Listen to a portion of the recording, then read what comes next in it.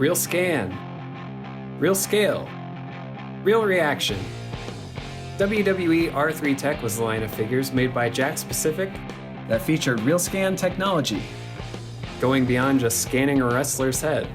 Yep, not only did they have real scan heads, but real scan bodies.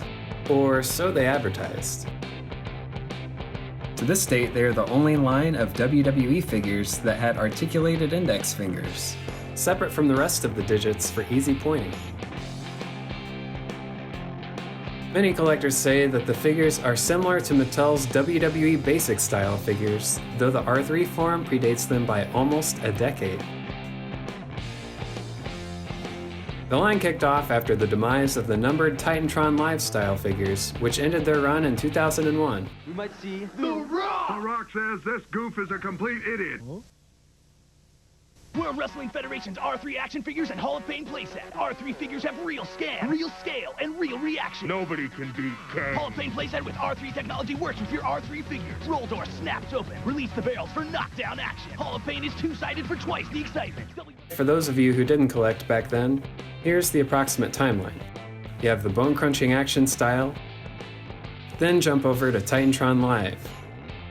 Counter to what you might think, at the time, Jakks continued releasing Titantron Live style figures, all the way until Jakks and the WWE parted ways in 2009. They just didn't have the piece that made them work with the playsets. Then R3 Tech, which is what we're covering today. After R3 Tech was the Ruthless Aggression line. R3 began like every assortment with a Series 1. Stone Cold Steve Austin, The Rock, Chris Jericho, Chris Benoit, Kane, and Matt Hardy were in the first wave, with some variants along the way. The figures looked more realistic than any other style of wrestling figure at the time. Well, most, if you don't account for Steve Austin's dreaded arched back. It kind of makes me think when they scanned him, he must have had his arms up like he was at a turnbuckle during the Attitude Era. Unfortunately, Jakks thought it would be a good idea to continue releasing figures with this arch back, but we'll get to them. May 2002 saw R3 Tech Series 2. It included The Big Show, Undertaker, Steve Austin, The Rock, Edge, and Jeff Hardy. Fun fact, I stopped collecting figures at the end of the bone-crunching action style, but the realism of Big Show brought me back in. It jump-started my collecting, animating, toy databasing, and ultimately led me to you today. Thanks, Big Show. That's pretty cute. How old are you, kid? 11? 12? Actually, I'm 30.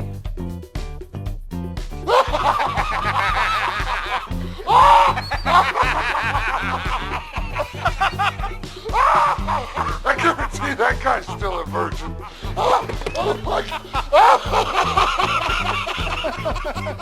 Alright, thanks guys.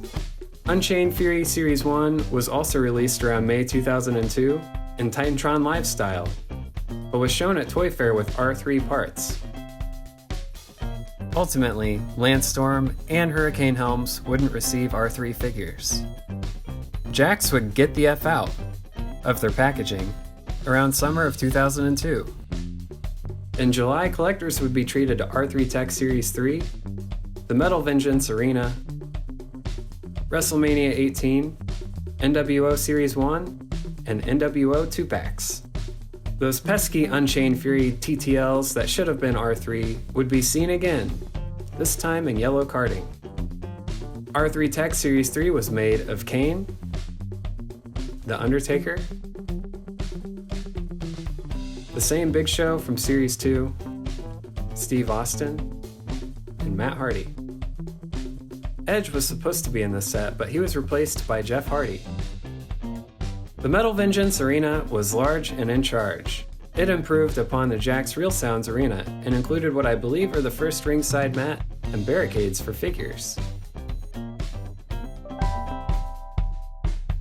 NWO Series 1 included 3 wrestlers in ring gear and street clothes who debuted for the WWF in February 2002. These were Kevin Nash and Scott Hall's first WWF figures since the bone-crunching action style in 1996, and Hulk Hogan's first WWF figures since the early 90s. Also manufactured were 2-packs revolving around feuds at the time: Kane vs. Kevin Nash, Scott Hall vs. Steve Austin, and Hollywood Hogan vs. The Rock.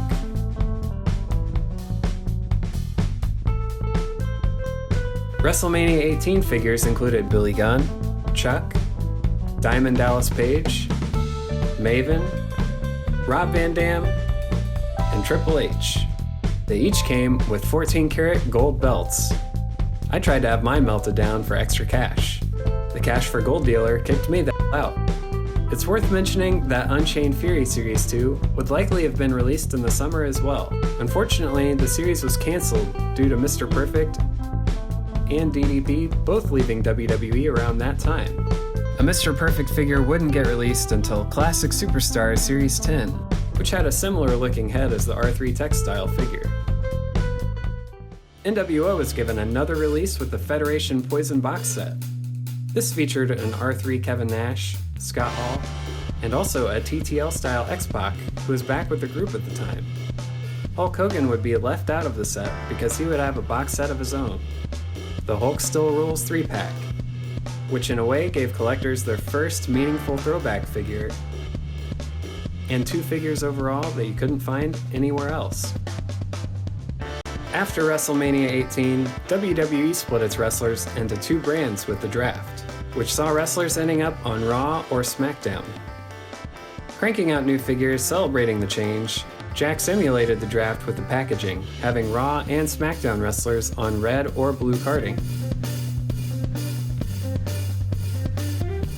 This assortment was made of R3 and TTL style figures.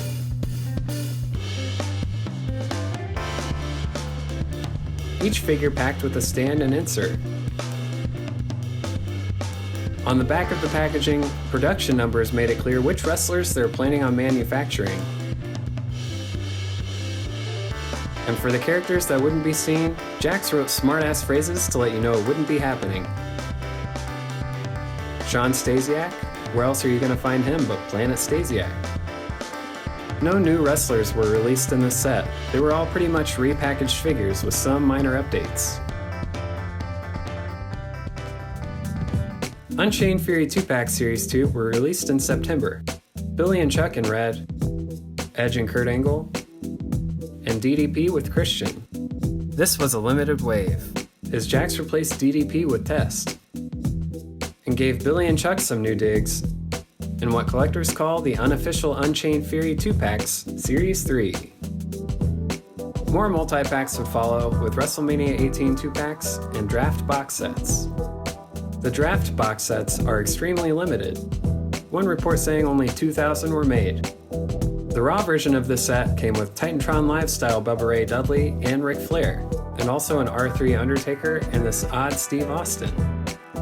For the SmackDown, Vince McMahon was TTL, but the rest were R3s. WrestleMania 18 double packs might as well be as rare these days. Kurt Angle and Kane, Booker T and Edge, Hulk Hogan and The Rock, as well as The Undertaker and Ric Flair in wrestling attire were released. Interesting little fact, Ric Flair was released with his trademark white hair, as well as black hair from his high school emo days. Unchained Fury Series 3 and R3 Tech Series 4 popped up on shelves in November. Unchained Fury Series 3 included first-time R3 figures for Rhino and Tajiri, and more repaints for Kevin Nash, Kurt Angle, Booker T, and Rob Van Dam.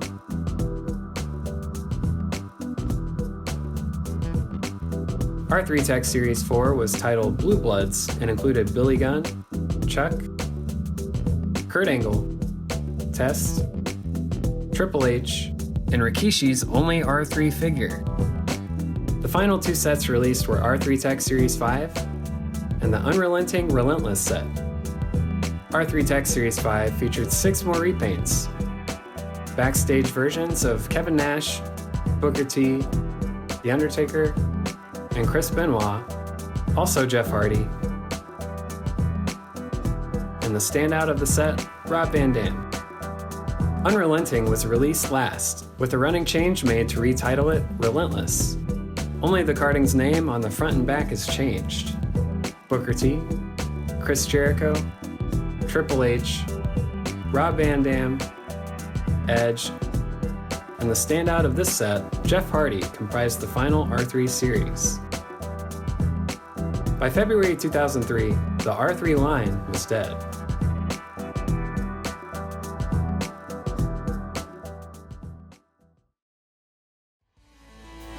At Toy Fair, Jakks Pacific showed off plans for a new style of figures, Ruthless Aggression.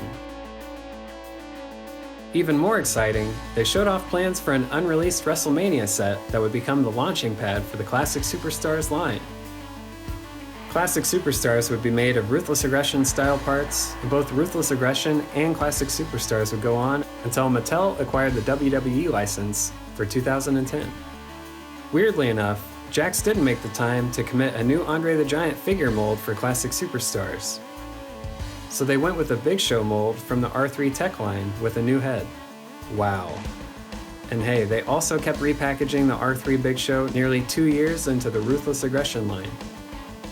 R3 Tech only made it about a year before the birth of the Ruthless Aggression series, with 15 assortments,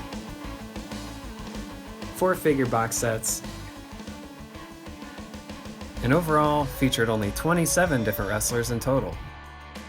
28 if you count Andre here. They were too short-lived to carry any legacy, and unfortunately for a lot of collectors today, they know it as the figure style with that weirdly arched back. But it turns out there's a purpose for it after all. A lot of Jakks wrestling figure lines would end, but then they still kind of kept going. Unofficially as Backlash figures, which were discounted figures exclusive at KB Toys. Unless you count the Big Show or Andre the Giant, when the R3 line ended with Relentless, the figures would not continue. Hey, that's all. Thanks for watching. I hope you enjoyed this look at one of the forgotten WWE lines. If you like action figure history, be sure to subscribe to our channel. Grab a deal from us on eBay. And check us out at figurecollections.com, where you can find a growing database of over 36,000 figures.